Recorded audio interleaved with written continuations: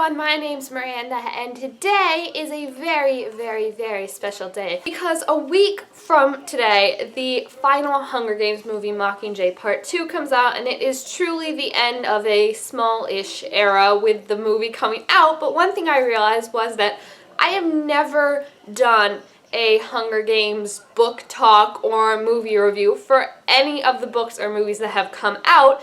And when the books came out and when the first movie came out, I didn't have a book channel, but even after I got a book channel, for some reason I just never got around to making movie reviews of the movies that were coming out. So I decided I would try and rectify that this week by making a Hunger Games week. For each day I will review one book in the Hunger Games series and then the movie that comes out afterwards. So kicking off today, I will be here to review The Hunger Games by Suzanne Collins, the book that started it all. I've said this a couple times before, but the funny thing is when I first read Hunger Games, I absolutely hated it. Like, honestly, I did not get it at all. I just thought it was weird. I couldn't wrap my head around the world and everything. It was just really weird. But thank goodness for summer reading, which is a sentence that probably no kid ever says. My school picked this book to be our summer reading book when I was in sophomore year, I want to say, like freshman to sophomore. And I read it again because I was like, oh, not this book. This book is coming back to haunt me. But I knew there was a movie coming out for it, and I really wanted to read it again and give it a chance.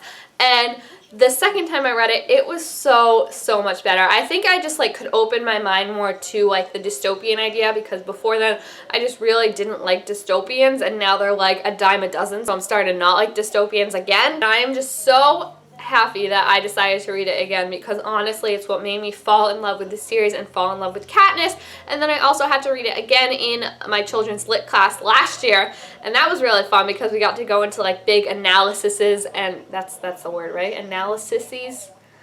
Analysis, and it really opened my eyes to things that I really hadn't seen in the book and things that were very interesting. But I want to break it down character by character because I feel like that's the best way to do this in a story that pretty much everyone has reviewed by now, and I'm just kind of like the caboose right now going, hey, let's review this book now. So first of all, Katniss. Katniss is the YA protagonist I did not know I needed in my life, but now that I have her, I will never ever let her go. She is amazing and fabulous and just every single thing you could want, not only in a character but in a person. Like, she really empowers you to try and be stronger and be better. And what I really liked about her more so than Harry Potter was like a conscious breaking away, I feel like, and she never really made the choice to be like this chosen one, this hero. Like, her whole thing was just keeping her alive and trying to survive, which isn't a bad thing at all, but it was very interesting to meet a character who wasn't like doing this for the greater good, like doing this because it's the right thing to do. Like, her first thought was like, what can keep my sister alive? I think it was very interesting to see in that way how her choices were affected and how her thought processes worked. It really intrigued me, like the contrast between Peeta and Katniss in the series, but just in this first book mainly, how they're basically like role reversals. Like, I feel like had this been written by maybe anyone else, it would have been very easy to picture a girl as Peeta's role, like this girl who's, her father owns a bakery and she bakes cakes and not really good at like hunting or anything like that. Like, she just gets thrown into these Hunger Games, and then luckily for her, her partner is like this amazing guy who's very stoic and like unemotional but like wants to survive and knows how to hunt. So it's very interesting to me that like their positions were switched, and I think that's what made it work really well, was that everything Katniss did, you didn't expect her to do. Like, when I first read it, I did not have any clue Peeta was going to be such a big part of everything. Like, I just initially thought like, oh, he's just going to be her partner and then he's probably going to die and there's going to be some sad emotional scene or whatever like that. I honestly did not think he was going to be who he was, like such an emotional character. It's like kind of like a moral goodness for Katniss to be like, wow, that must be nice to be able to live your life like thinking what's the best thing, not like how am I gonna survive. So Peeta was a character I really did not expect him to be as large as he was, whereas Gale, on the other hand, was like the complete opposite. When I first read it, I honestly thought Katniss was going to end up with Gale. Like, I did not expect Peeta to come out of the woodworks all of a sudden and be like, hey, I love you too, Katniss. Like, I just did not see that coming at all. And I think it's because Gale was the character that we see a lot in the YA like tropes. Like, he's like this very like stoic, like you grew up with him, you love him, he looks out for you, unemotional, he's good at hunting, he's brave, everything that Peeta kind of like wasn't. Like Peeta was very into his emotions, Gale was very like, we're just doing this to survive. Like it was very interesting to me because I thought Gale was going to be a bigger role than he was. I thought Gale was going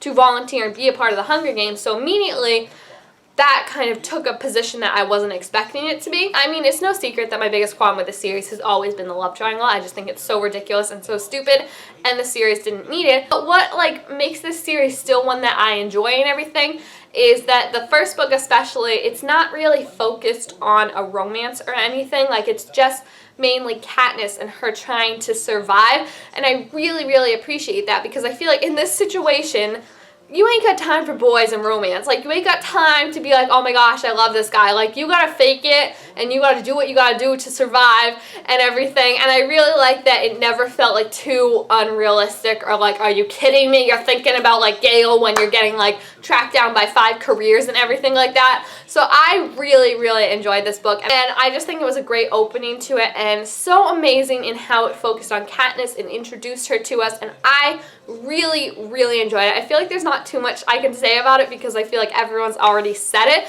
but I just think the world building was so amazing and so great and so scary, like to think that this could actually happen. Like it could be not okay, but like acceptable for kids to go and kill themselves in an arena. Like it's very, very scary thought, but at the same time it raises a lot of thought-provoking questions, and I think a lot of that is because we have such a strong main character in the role who is, instead of being like, this is wrong, I need to change this, she just kind of accepts that this is wrong and tries to make her way so she can survive in this world. And I think that's very, very interesting that you don't have a character who necessarily wants to change everything even though she knows it's wrong. She just wants to lay her head low and kind of just survive, keep her family alive and everything like that, but she ends up being this big symbol just because of who she is and what she does and how her survival instincts carry her. And I really, really enjoyed it. So I feel like there's not too much more to say about that. But if you want to see my thoughts about the Hunger Games movie, be sure to come back tomorrow for when I post that video.